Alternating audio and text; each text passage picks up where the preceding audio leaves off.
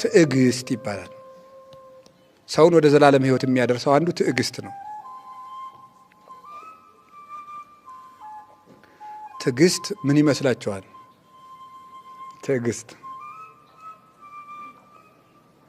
ትዕግስት ሶስት ጉዳዮች ነው ያሉት። ትዕግስት አንደኛ ጸዊረ ነገር ይባላል።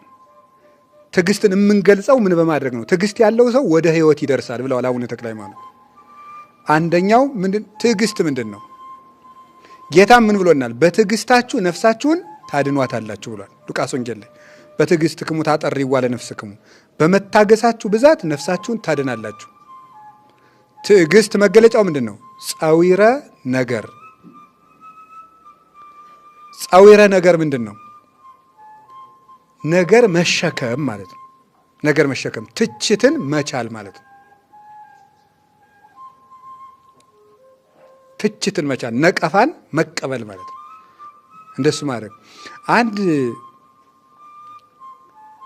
አሁን ብዙዎቻችን ብዙ አይነት አኗኗር ነው ያለን። አብድ በአርምሞቱ ይመስል ጠቢበ ይላል ሲራክ። ሞኝ ሰው በዝምታው ሊቅ ይመስላል ይላል። ሞኝ ሰው በምኑ ምን ይመስላል? ሊቅ ይመስላል። አንዳንድ ሰዎች ዝም ስላሉ ትዕግስተኛ ይመስላሉ፣ ግን እስኪነኩ ድረስ ነው። ሌላ ቀንም ተናግሬ ያውቃለሁ። የሆነች ሰዎችን ለማብሸቅ የሆነች በተናቸውን ፈልጋችሁ ክሊክ ማድረግ ነው። እሷን ነካ ካደረጋችኋት በሙሉ ፋይላቸው ይዘረገፋል። ይናደዳሉ። ንድድድድድድድድድ የሚለው ፊት ይሄ እዚህ ላይ ጅማት ይገተራል። ፊታቸው ይኮማተራል። ጨለማ ይለብሳሉ፣ ይበሽቃሉ። ብሽቀት እህል አልበላቸው ይላል፣ እንቅልፍ አልተኛቸው ይላል። ይሄው ምንድን ነው? ትዕግስት ማጣት ነው። ሆደ ሰፊ ያለመሆን፣ ሲነኩ ያዙ ይልቀቁኝ ማለት፣ እንዴ ታው እንጂ እንከባበር ማለት። አንድ መነኩሴ ነበር በቅቻለሁ አለ። አንድ ጊዜ ኧረ አባ አሏቸው። ለአባ ጋቶን ሄደው አንድ በቃው የሚል መነኩሴ አለ። ኧረ ውሰዱኝ። እዚያስ ሄዱና ሙልጭ አድርገው ሰደቡ። ተቆጣ፣ ተናደደ። ወዲያው ምን አሉት እሳቸው? ወዳጄ ላዩን ቀለም ተቀብቶ ውስጡን ሌባ የዘረፈው ቤት ትመስላለህ አሉት። ምን ማለት ነው? እንዴት በቅቻለሁ እያልክ ነገር መሸከም ያቅታል? ተተቸው ብለህ ታብዳለህ አሉት። ከቃሉ ጋር ናችሁ? እንዴት ነው ታዲያ ነገር መሸከም የምንችለው? ነው ነገር መሸከም ታጋሽ ያሰኛል አላችሁ። እሺ ጥሩ፣ እግዚአብሔር ከሁላችን ጋር ይሆን። ነገር መሸከም እንዴት ነው የምንችለው? እንዴት ነው የምንችለው ነገር መሸከም? አንደኛ ራሳችን እንደምንመራ ማመን ነው። ማንን እንደሚመራ? አቤት። አሁን የሆነ ሰው እኔን የሚያናድደኝ ከሆነ እኔን ምን እያደረገኝ ነው? እየመራኝ ነው አይደለ? እኔ ራሴን የምመራ ሰው ነኝ። ማንም ሰው ሊያበሽቀኝ አይችልም ማለት አለብን።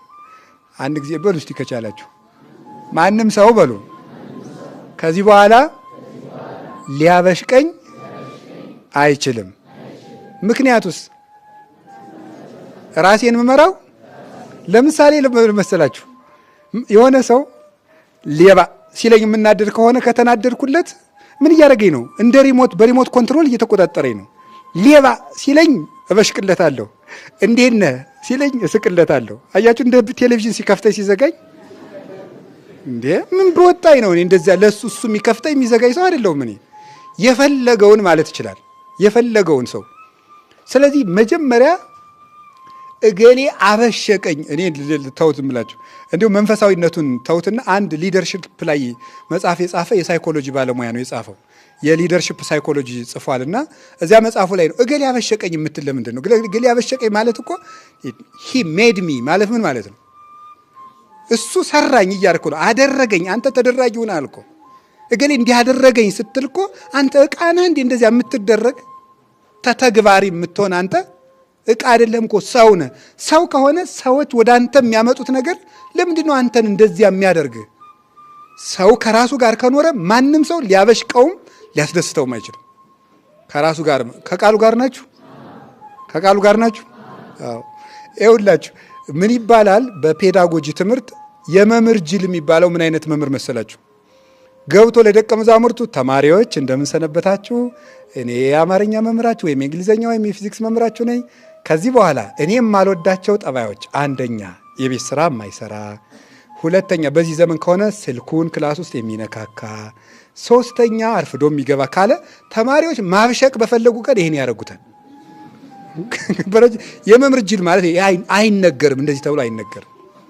ነውር እንደዚህ አይባልም። ዝም ነው የሚባለው። መተዳደሪያ ደንብ አውጡ ይባላል እንጂ እንደዚህ የሚያደርግ ያበሽቀኛል ካላችሁ ማብሸቅ። አንድ ሰው ሚስቱን እንደዚህ ስታረጊ ታበሽቅኛለች አይባልም። ማብሸቅ በፈለገች ቀን እንደዚያ ታደርጋለች። እንደዚያ ሳይሆን አይደረግም፣ እንደዛ አይደረግም። ከቃሉ ጋር ናችሁ? እግዚአብሔር ከሁላችን ጋር ይሁን። ስለዚህ ሰዎች ልንገራችሁ፣ ሰዎች እንዳያበሽቁን ማድረግ እንችላለን? አንችልም? አንችልም። ምን ማለት ይመሰላችሁ? ሰዎች እንዳያበሽቁ ማድረግ ይቻላል። እኛ አለመባሸቅ ግን እንችላለን። ገባችሁ አይደል? ለምሳሌ በአንድ ጊዜ ስልክ አላነሳላችሁ ሲል እንደምትናደዱ ያወቀ ሰው ምንድን ነው የሚያደርገው? ሁል ጊዜ ስልክ አለማንሳት፣ እናንተ ማብሸቅ በተፈለገ ጊዜ ማለት ነው። ስለዚህ ደውላችሁ አላነሳም አይደል? ዝም በቃ። ከዛ ደግማችሁም ትደውላላችሁ፣ በቃ አያንሳ፣ ምንም ችግር የለም። በቃ ለማናደዱ እውቅና አትስጡ። ከቃሉ ጋር ናችሁ? ለምንድን ነው እንደዚህ ብለህ የምታበሽቀኝ አትበሉ። ዝም ብላችሁ ጉዳዮችን በእርምጃ ማስተካከል ነው።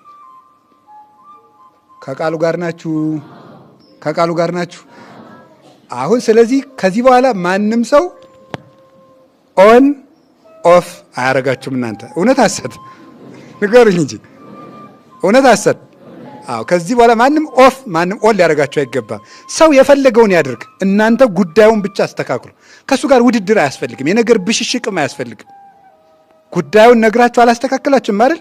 የራሳችሁን ስራ መስራት ነው። ለምን እንባሸቀው? ከቃሉ ጋር ናችሁ? ሁለተኛስ ጻዊረ ነገር እንዴት ነው የምንችለው ነው? ክርስቶስን በማሰብ ነው። ክርስቶስን በማሰብ ነገር መቻል እንችላለን።